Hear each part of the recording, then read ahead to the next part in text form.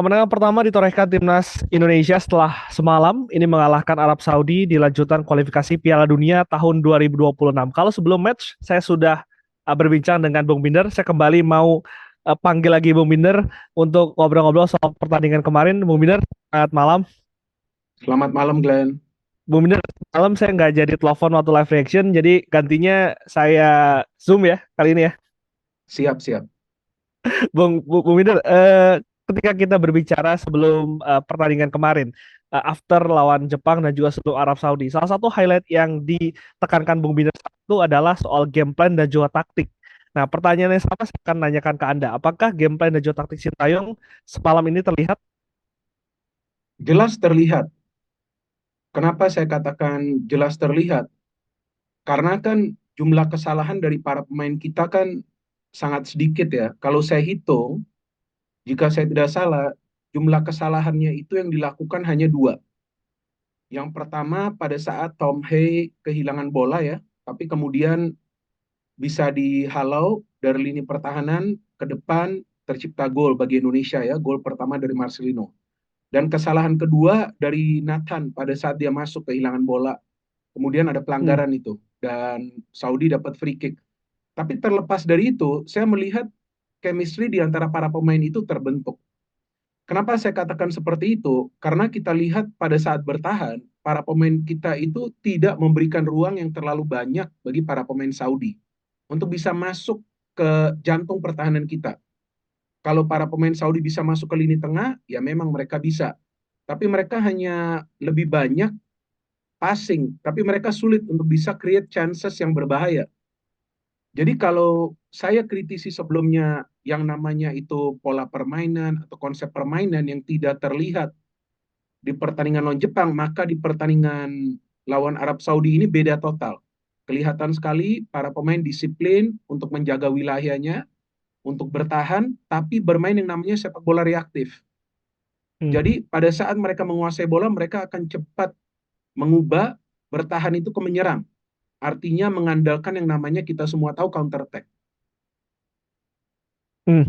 Artinya kan kalau kita kemarin melihat melawan Jepang kan kita sempat membahas juga di podcast ada gap antara pemain belakang dan juga pemain tengah yang itu dimanfaatkan dengan sangat-sangat baik oleh Jepang. Tapi kemarin memang sangat-sangat rapat ya Bung Minder dan juga perpaduan 5 back di belakang ini sangat-sangat padu ya.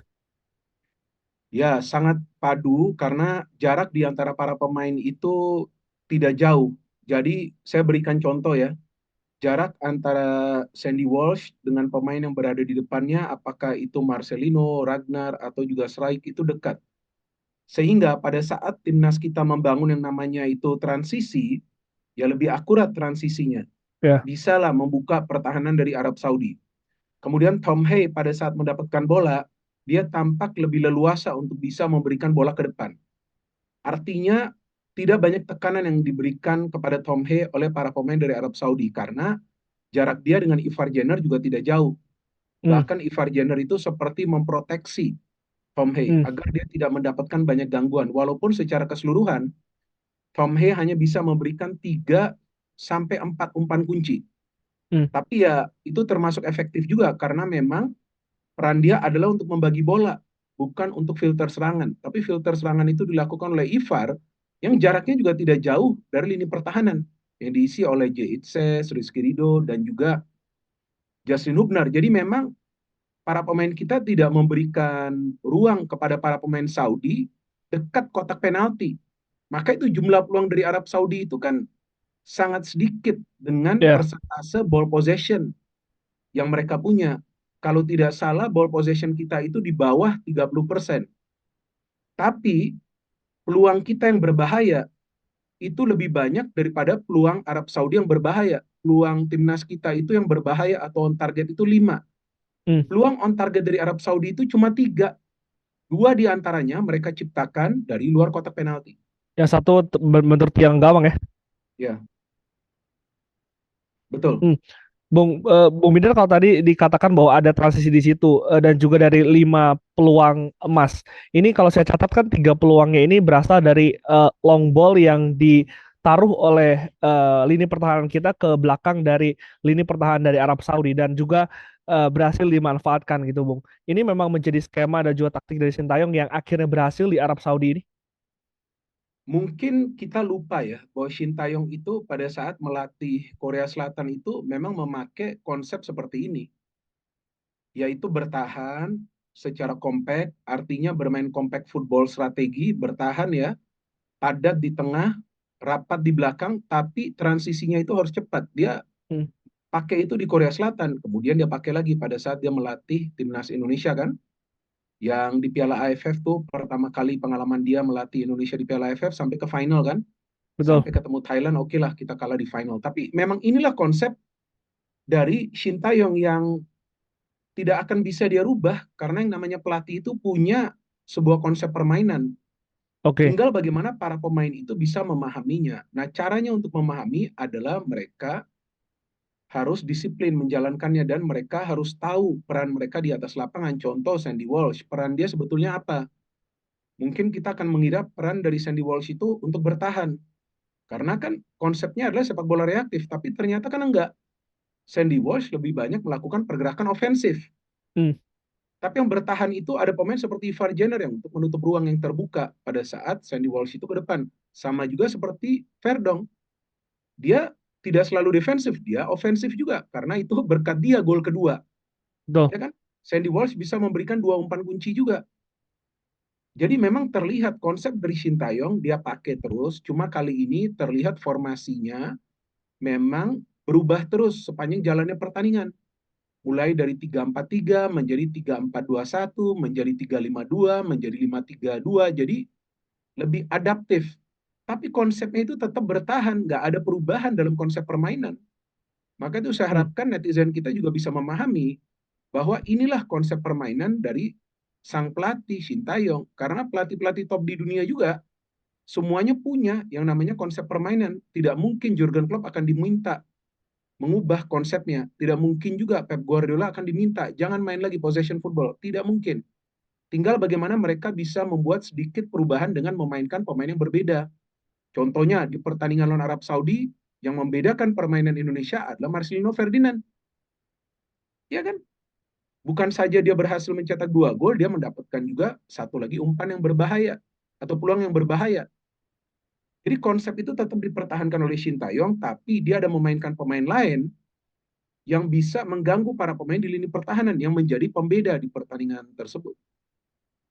Waktu lawan Jepang kan memang ada beberapa crossing dari sisi sayap yang dilakukan secara transisi dan umpan sejajar ini dilakukan. Tapi kemarin tampaknya fokus dari pertahanan dari Arab Saudi sendiri kan lebih melihat kepada dua penyerang kita karena Coach Nova tadi mengatakan juga memakai komposisi 3-5-2 dan ini berhasil dimanfaatkan Marcelino yang coming from the behind, support dari second line.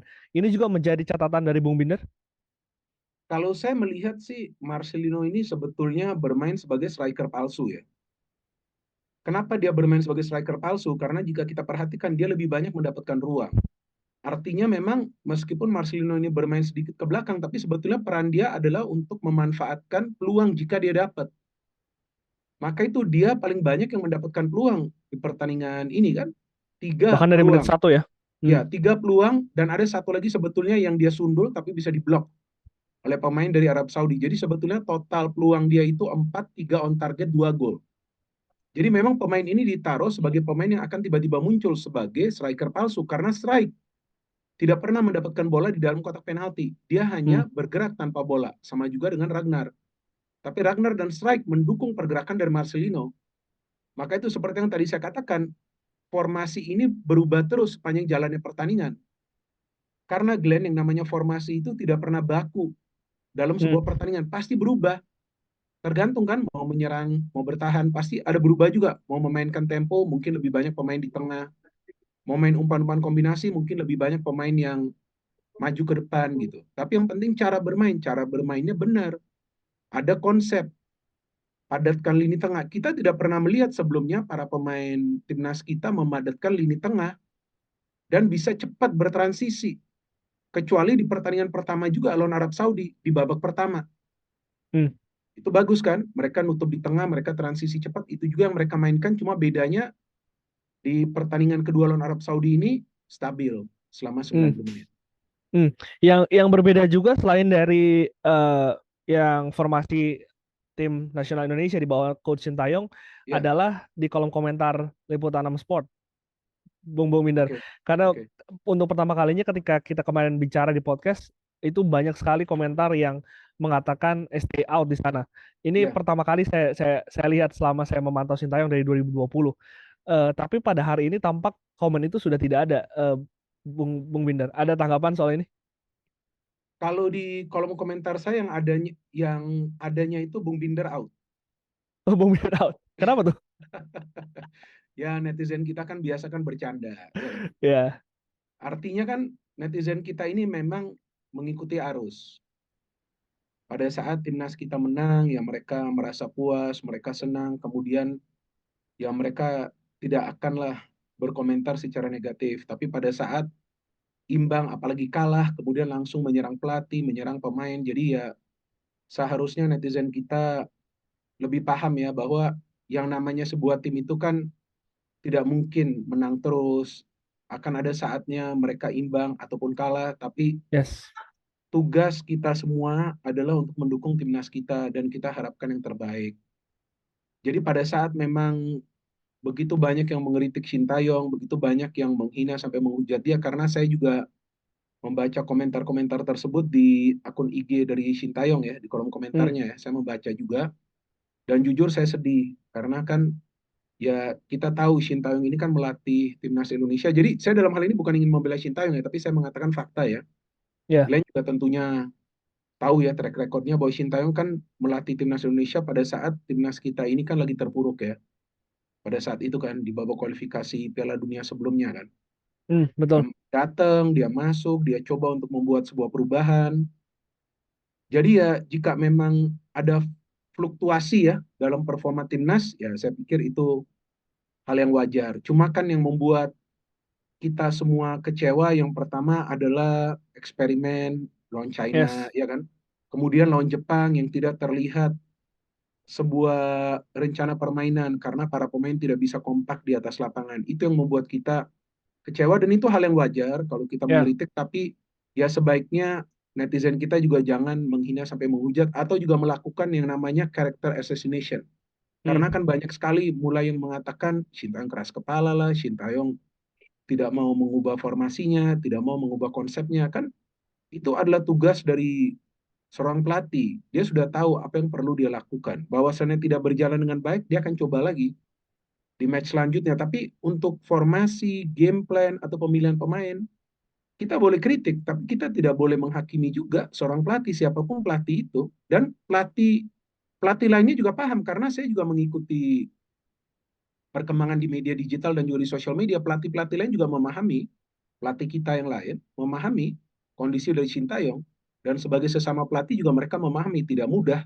ya kan, untuk ya, bisa melatih timnas Indonesia. Tapi kan akhirnya kan bisa bounce back ya, bisa bisa kembali menang, dan ini adalah kemenangan perdana. Artinya ya kritikan itu wajar dan perlu untuk evaluasi dari sebagai bahan evaluasi dari yang bersangkutan. Tapi yang namanya hujatan, character assassination, saya pikir itu tidak boleh ya kepada siapapun lah. Tidak boleh karena yang namanya manusia itu kan punya perasaan juga. Perasaan cinta itu seperti apa? Ditekan habis-habisan, ya kan? Benar nggak? Tapi kan ini adalah sosok yang mentalnya kuat. Saya masih ingat pada saat itu sebelum Piala Asia U23, targetnya kan adalah untuk lolos dari fase grup kan. Tapi dia sudah mengatakan bahwa tim ini punya potensi untuk lolos sampai ke semifinal, bukan ke Olimpiade. Tapi sampai ke semifinal kan dia bawa sampai ke semifinal timnas U23 kita. Artinya memang pelatih ini juga mentalnya mental baja yang dia juga tularkan kepada para pemain kita. Dan lihatlah kesatuan di antara para pemain kita. Bukan saja yang bermain, tapi yang berada di bangku cadangan. Yang tidak bermain pun memberikan semangat kepada pemain yang akan masuk. Pemain yang akan masuk memberikan semangat kepada pemain yang diganti. Pemain yang masuk ke dalam lapangan mendapatkan apa? Mendapatkan sinyal yang positif dari para pemain yang sudah bermain dari awal. Mereka senang, ayo masuk, kita main bersama-sama. hmm, Fans yang berada di tribun juga sama, positif semua. Everything was positif di pertandingan ini. Hasilnya juga positif. Jadi kalau ada pihak-pihak ya, saya mengatakan pihak-pihak yang coba untuk mengganggu ya, mengganggu kondisi yang harmonis di antara federasi dengan pelatih atau dengan pemain, ya saya harapkan mereka harus berpikir 100 kali. Karena semua supporter itu ingin agar timnas kita seperti sekarang, kondusif aja semua. Iya. Ya, karena kita ingin timnas kita ini kondusif agar bisa mencapai level tertinggi. Jadi janganlah dipecah belah, janganlah diganggu keharmonisan ini yang sekarang sekarang sudah terbentuk. Kalau mau kritik silahkan. Benar kan Glenn? Ini kan demokrasi ya di negara kita ya. Siapapun boleh mengkritik, mengkritik dengan etika. Tapi kalau yang namanya sampai menyerang karakter, kemudian menghujat sampai menghina, nanti siapa yang akan mau melatih timnas Indonesia gitu? Ya, karena terlepas dari pertandingan melawan China dan juga Jepang hasilnya tidak baik, kita harus melihat juga 4 tahun ke belakang di mana proses itu kan terlihat dan juga hasilnya pun kita rasakan saat ini gitu, Bung. Dan saya sepakat harus membedakan antara kritikan dan juga hujatan karena itu dua hal yang berbeda. Timnas membutuhkan kritik betul, tapi kritik yang membangun berdasarkan fakta dan juga tentu untuk kebaikan timnas sendiri. Itu menarik lagi, Bung Binder, adalah kemarin Pak Erick Thohir juga mengatakan akan ada evaluasi besar-besaran setelah melawan Arab Saudi. Tentu evaluasi ini juga perlu dilakukan karena timnas ini kan juga belum sempurna dan juga perjalanannya masih ada. Evaluasi apa yang kalau Bung Biner lihat harus dilakukan oleh federasi dan juga mungkin tim kepelatihan untuk para pemain? Pertama-tama yang kita harus pahami definisi dari evaluasi. Evaluasi itu sebetulnya adalah diskusi atau yang kita kenal dengan istilah kerennya itu brainstorming ya, untuk membicarakan apa kekurangan dan apa kelebihan, apalagi yang dibutuhkan. Jadi pada saat memang ada evaluasi, yaitu sesuatu yang wajar sih. Jadi bukan sesuatu yang di luar dugaan kita, enggak, itu akan terjadi. Dan anytime bisa dievaluasi, apakah itu di level klub, atau juga di level timnas, itu akan dievaluasi, akan ditanyakan, dan evaluasi itu kan sebetulnya bukan saja ke pelatih, tapi juga ke tim analis, tapi juga ke asisten pelatih, ke para pemain juga, meskipun sekarang para pemain tentu sudah meninggalkan camp ya, kan mereka Loh, sudah harus kembali ke klub kan, tapi kan akan ditanyakan kepada pelatih bagaimana pemain A, bagaimana pemain B, pemain C. Itu hal yang wajar, dan yang saya sayangkan kan sebelum pertandingan ini kata evaluasi ini dibesar-besarkan seolah-olah evaluasi ini ujung-ujungnya adalah pemecatan dari Sintayong. oh, kalau Bung Biner melihat hal itu ke arah melihat posisi dari Coach Sintayong. Kalau saya tidak melihat hal seperti itu, jujur ya, Hmm, saya bukannya mengatakan ini sekarang setelah timnas menang. Nggak, saya sama sekali nggak melihat itu. Karena seandainya timnas kita tidak menang, let's say seri atau kalah, sebetulnya masih ada juga beberapa pertandingan ke depan kan. Dan ya, mengganti pelatih di tengah perjalanan seperti ini juga tidak memberikan jaminan, kemudian ya. akan langsung bagus permainan. Buktinya Arab Saudi. 2 pertandingan terakhir dengan pelatih baru mereka tidak bisa mencetak gol dan kalah. Bahkan pelatih dari Arab Saudi sendiri kecewa kan. Kemudian Australia.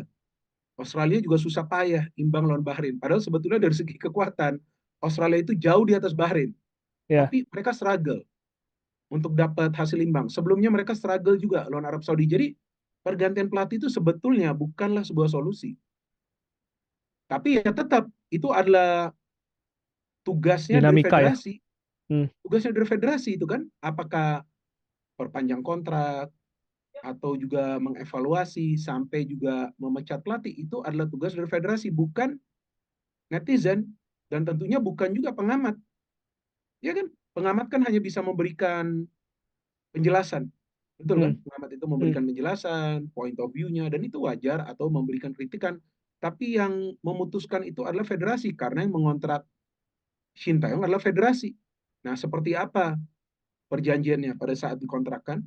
Nah, itu yang akan didiskusikan, dan saya pikir Pak Erick Thohir juga paham ya, karena dia kan bukan orang orang yang tidak tahu tentang sepak bola. Beliau adalah orang yang sangat berpengalaman.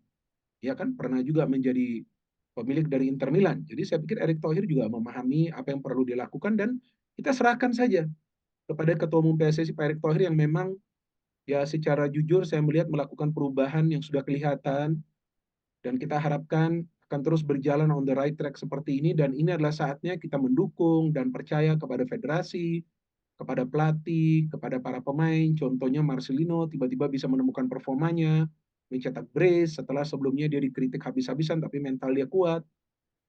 Jadi artinya kritikan itu juga perlu kan.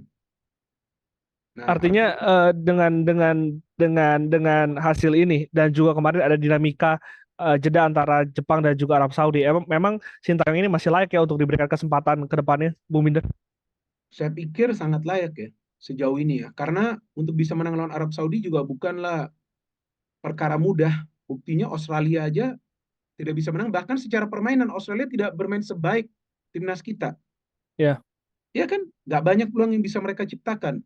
Bahkan tuh Arab Saudi sudah 2 kali pemain mereka itu one on one loh dengan kipernya Australia. Artinya Arab Saudi bermain baik lawan Australia, tapi mereka bingung dengan permainan timnas kita. Tinggal sekarang kita menunggu next match-nya seperti apa. Dan saya banyak bertanya kepada pelatih pelatih yang berada di Australia ya, walaupun mereka bukan pelatih timnas Australia, tapi mereka memang melatih pelatih klub di sana. Ada yang melatih di apa di level provinsi mereka lah ya di sana. Mereka mengatakan hmm, sebetulnya Australia ini takut dengan Indonesia, dengan hmm, perkembangan Indonesia, khawatir hmm, mereka. hmm. Nah, ini pertanyaan terakhir saya, Bung Minder. Dengan hasil kemarin dan juga kita akan melawan Australia dan juga Bahrain, menjamu juga China sebelum nanti akan mengakhiri lawatan di Jepang ya. Ini potensi kita untuk lolos dengan target 3-4 lah. Jangan ngomong 2 dulu, 3-4 dulu, Bung Minder. Sebesar apa sih? Saya bisa katakan besar, ya, tapi kalau soal persentase kan saya belum bisa mengatakan sekarang karena pertandingan masih bulan Maret ya, sebulan Betul. Maret ya. Kita juga harapkan semua pemain fit, walaupun saya tahu ada beberapa pemain yang akan absen kan, karena mendapatkan kartu merah, kemudian akumulasi Abner ya? kartu kuning. Ya, Hmm. akumulasi kartu kuning Ragnar kalau nggak juga. salah, Hmm. Rido juga absen kalau nggak salah ya, saya belum ngecek.